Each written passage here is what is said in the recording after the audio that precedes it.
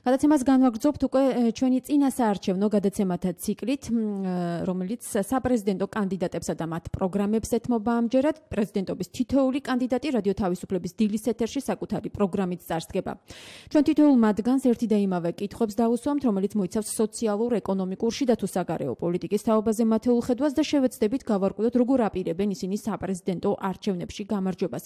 მე შეგახსენებთ, რომ 27 ოქტომბერს დანიშნულ საპრეზიდენტო არჩევნებში სულ 23 კანდიდატი იღებს მონაწილეობას. დღეს ჩვენი გადაცემის სტუმრები იქნებიან ორი სტუმარი გვეყოლება, პრეზიდენტობის კანდიდატი ნინო ჭანიშვილი ნომრით 7 და პრეზიდენტობის კანდიდატი ლევან ჩაჩვა ნომრით 7. სწორედ ბატონი ლევანი არის ახლა ჩვენთან სტუდიაში. მოგესალმებით ბატონ ლევან, დიდ მადლობას მოგახსენებთ სტუდიაში სტუმრობისათვის.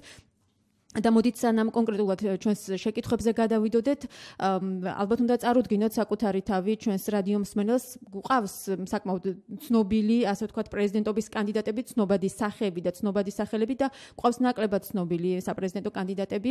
ამ შემთხვევაში თქვენ თუ შეიძლება რომ წარადგინოთ საკუთარი თავი, ძალიან მცირე ბიოგრაფიული დეტალებით. მივესალმები თქვენს მსმენელებს. პატარა უზუსტობა იყო 7 ნომერი, არა ვარ 11 ნომერი ვარ. 11 ნომრით, დიახ, ხალბატონი ნინო არის 7 ნომრით, დიახ.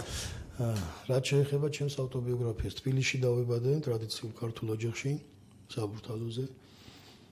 დავამთავრე თბილისში სკოლა, 23 სკოლა, დავამთავრე ტექნიკური უნივერსიტეტის სამშენებლო ფაკულტეტი, სპეციალობით ეკონომიკა და მართვა-მშენებლობაში. 2002 წლიდან დავიწყე აქტიური ეკლესიური ცხოვრება და ვიღებდი მონაწილეობას ყველა იმ პოლიტიკურ მოვლენებში, რაც სამწუხაროდ ჩვენ ქვეყანაში ხდებოდა, იმ საპროტესტო აქციებში, რომლებიც იმართებოდა შევარდნაძის რეჟიმის ბოლო პერიოდში და განსაკუთრებით ნაცმოძრაობის პერიოდში, ხშირად სულისჩამდგმელი და განმახორციელებელი ვიყავი მე თვითონ ამ საპროტესტო აქციების. 2000 ვიღებდი მონაწილეობას სატელევიზიო გადაცემებში, პუბლიკაციებს ვაქვეყნებდი, ძირითადად მამხილებელს რეჟიმის. 2010 წელს საზოგადოებისთვის ცნობილია ტელეკომპანია კავკასიაში მოწყობილი პროვოკაციის შედეგად დაგვაკავეს 8 ადამიანი და სანდრო გირგლიანის მოსამართლემ მოგვისაჯა 4 წლით და 6 თვით თავისუფლების აღკვეთა იმის გამო, რომ ვაპროტესტებდით ჩვენი ცნობიერების და ჩვენი სულიერების ლანძღვას, ღვთისმშობლის ლანძღვას და ასე შემდეგ. მოიხსენებათ თავისუფლების ინსტიტუტის მიერ პროპაგანდა ეწეოდა მაშინ საგანმანათლებლო სისტემაში, კერძოდ ილიას უნივერსიტეტში უხამსი ლიტერატურის გავრცელებას და ამის გამო მოგვისაჯეს 4 წლით და 6 თვით თავისუფლების აღკვეთა. 3 წელი დაახლოებით გავატარეთ იმ გულაგებში, რაც შექმნა ნაცმოძრაობის რეჟიმმა და ახალი ხელისუფლების მოსვლის შემდეგ რელიგიური პატიმრის სტატუსი მოგვენიჭა, მაგრამ რადგან განმარტება იურიდიული არ არის რელიგიური პატიმრის, შეგვიყვანეს პოლიტპატიმრების სიაში და პოლიტპატიმრებმა იმ 200 ადამიანთან ერთად დავტოვეთ საპრობილე. დიდი მადლობა ბატონ ლევან და ამჯერად უკვე გადავიდეთ მოდით კითხვებზე. პირველი კითხვა, ეს ტრადიციული კითხვა გვაქვს, რას პირდებით საზოგადოებას სოციალური სფეროს მიმართულებით, თქვათ, რა პრიორიტეტები გაქვთ განსაზღვრული, რა ინიციატივებით გამოსვლას გეგმავთ, თუ კი თქვენ პრეზიდენტი გახდებით. დიახ, მადლობა შეკითხვისთვის. პრეზიდენტის უფლებამოვალეობები და მოსილებები ძალიან შეკვეცილია. ახალი კონსტიტუციით მას ფაქტიურად არანაირი უფლება აღარ აქვს კანონით, რომ ჩაერიოს შიდა პოლიტიკაში, ეკონომიკურ პოლიტიკაში, ფისკალურში, ჯანდაცვის და ასე შემდეგ.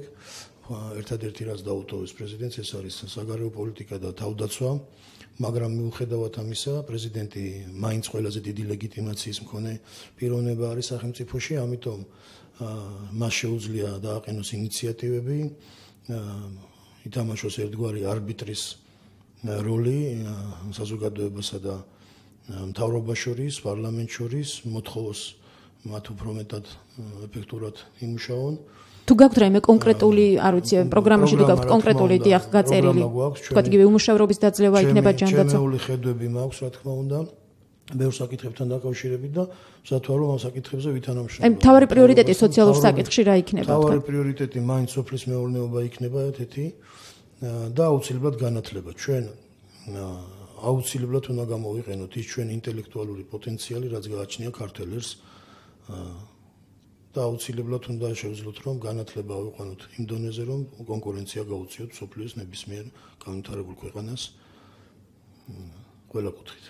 რაც შეეხება ეკონომიკური განვითარების თვალსაზრისით, თქვენი გეგმები როგორ იქნება, აი თქვათ რა პრიორიტეტები უნდა გამოიყოს ამ შემთხვევაში და რა ვიცი, როგორ გაქვთ ეს გაწერილი თქვენს პროგრამაში? ერთ-ერთი ყველაზე სერიოზული პრობლემა დღეს რაც არის, ეს არის უმუშევრობის პრობლემა.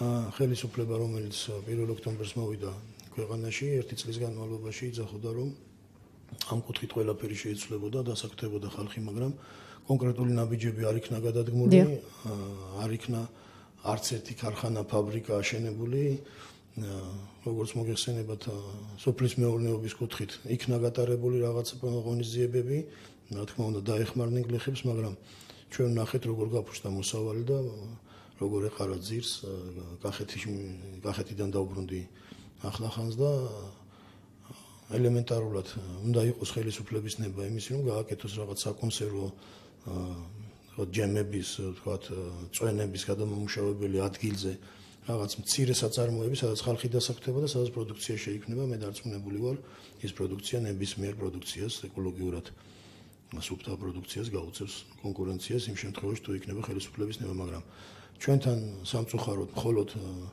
სიღატაკის პროგრამებზე არის გაკეთებული აქცენტი და უფასო სასადილოებზე და ეს რაც შეეხება თქვათ არსებულ სიტუაციას, მაგრამ თქვენი გაპრეზიდენტების შემთხვევაში თქვათ როგორ მოახერხებთ ამ სიტუაციის შეცვლას, რომ ქმედითი ნაბიჯები გადადგას. მე არ წარმოვადგენ იმ კანდიდატს, რომელიც ხალხს ტყუილდაპირებებს აძლევს, გამოდის ეთერით და იძახის, რომ $500 პენსია გექნებათ, $1500 ხელფასი გექნებათ. უბრალოდ ამის საშუალება არ აქვს კანონმდებლობით პრეზიდენტს და როგორ პირდებიან ხალხს, მე უბრალოდ მეკვის ეს არის ტყუილი. მე ყველაფერს გავაკეთებ იმისათვის, რომ მთავრობამ ეფექტურად იმუშაოს. გადავიდეთ მოდით საგარეო პოლიტიკაზე, როგორი არის საგარეო ურთიერთობების მხრივ თქვენი პრიორიტეტები, გულისხმობთ ამ შემთხვევაში დასავლეთს, რუსეთს, კონკრეტულად ნატოსთან მიმართებაში, როგორი, არ ვიცი, გეზი და კურსი გექნებათ გაპრეზიდენტების შემთხვევაში?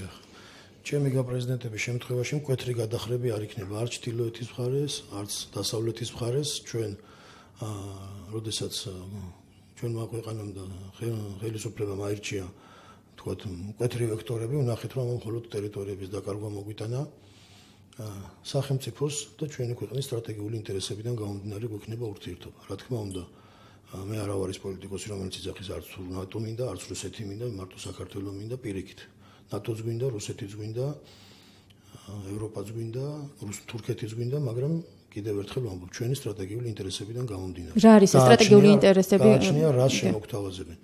იმ შემთხვევაში, თუ კი საქართველო გადაიქცევა ნატო-რუსეთის დაპირისპირების პოლიგონად, ამ შემთხვევაში მე ვფიქრობ, რომ მაშინ საზოგადოებამ უნდა იმსჯელოს იმ თემაზე, ჩვენ უნდა შევიდეთ თუ არა ნატოში, ჯერ ერთი ვინ გვიღებს ამ ნატოში, ეს ხომ წლების განმავლობაში манипулირების საშუალება ხდებოდა პოლიტიკოსების მხრიდან თავიანთი კარიერის გაგრძელების მიზნით.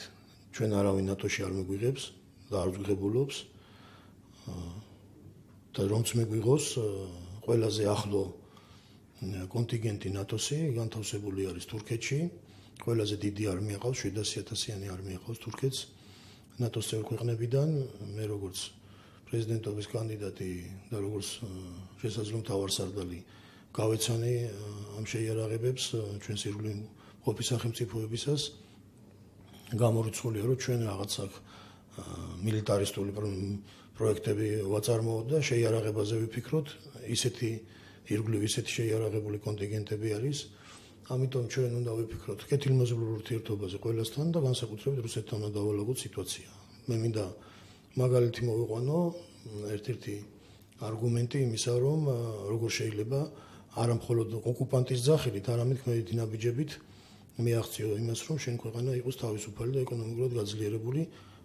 მაგალითად მოვიყვანო გერმანიის მაგალითს. გერმანია მოგეხსენებათ საბჭოთა რუსეთმა მიწასთან გაასწორა, ჯერ წითელი არმია შეუსია და წითელმა არმიამ ძარცვა გერმანია, შემდეგ სახელმწიფო დონეზე გაძარცვა და ქარხანა ფაბრიკები აყარა და ეშელონებით ჩამოიტანა რუსეთში და არათუ მავთუხლართები, არამედ ბეტონის კედელი გაულო შაქალაკში და მე ნამყოფი ვარ ბერლინის კედელთან და ვიცი იქ რა ხდებოდა, მაგრამ გერმანიას არ დაუწყია და იმხელა ტერიტორია წაართვა საქართველოს ტერიტორია კენიგსბერგი, დღევანდელი კალინინგრადი და არა მხოლოდ ტერიტორია წაართვა, იქიდან ეთნიკური წმენდა მოაწყო და გერმანელები გადაასახლა. მაგრამ გერმანელები არ შემოიფარგნენ მხოლოდ ოკუპანტის ძახილით, ნაბიჯ ნელ-ნელა ჯერ დეოკუპაცია მოახდინეს, ბერლინის კედელიც დაანგრიეს და ესეთი გეგმით პოლიტიკით დარწმუნებული ვარ იმ ტერიტორიებსაც დაიბრუნებენ. ამიტომ პარლამენტ ეს რაც შეეხება თქვათ მაგალითს გერმანიისა და რუსეთის მაგალითს თქვენ როგორ გეგმავთ კონფლიქტების მოგვარება? მოკავშირე არის გერმანია, რუსეთის და ეს.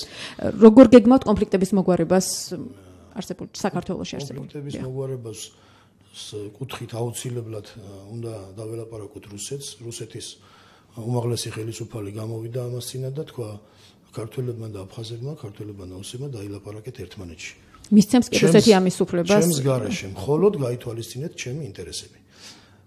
ერთმა პოლიტიკოსმა მაინც ჩვენი პოლიტელიტიდან თუ დასვა ეს შეკითხვა, რა არის ეს თქვენი ინტერესები? აი უბრალოდ კითხულობ. აი რუსეთის ხელისუფალს, უმაღლესი ხელისუფალი აკეთებს განცხადებას, თქვენ ერთმანეთში დაილაპარაკეთ, მაგრამ გაითვალისწინეთ ჩემი ინტერესი. აი ერთმა კაცმა თუ დაუსვა მას შეკითხვა, რა არის თქვენი ინტერესი? ანუ კონფლიქტების მოგვარების თქვენეული ხედვა დიალოგი რუსეთთან პირველ რიგში. ეს ახლა დანიშნა წარმომადგენლის ბატონი აბაშიძის დანიშნოს გულისხმობდა ეს. PR აქციები ჩვენ ვნახეთ ამ ავთუფლართებთან რაღაც ხელჩაჭიდებები და სოციალური ჯაჭვების გაკეთება. ეს უბრალოდ ალბათ რაღაც არასამთავრობო ორგანიზაციების დონეზე გასაკეთებელი PR აქციებია, სახელმწიფომ სერიოზულად უნდა იზრუნოს თავის ტერიტორიების დაბრუნებაზე და უნდა დაილაპარაკოს. უნდა ავწონდ რა სითხოს ის ადამიანი და მე აუცილებლად დავსვავ ამ შეკითხვას ჩემი გაპრეზიდენტების შემთხვევაში. შემდეგ ამ შეკითხვას გავაცნობ ჩემს ხალხს, ზურგს უკან კი არ გავაკეთებ რაღაც სულებს და ქართული ხალხის ინტერესების საწინააღმდეგოდ და საზიანოდ. პირიქით საერთო სახალხო მსჯელობის საგნად გავხდი და ავწონდ ვნახოთ ის მოთხოვნა, რასაც ითხოვს რუსეთი, მისაღებია თუ არა იმისთვის, რომ ჩვენ ტერიტორიები დავიბრუნოთ.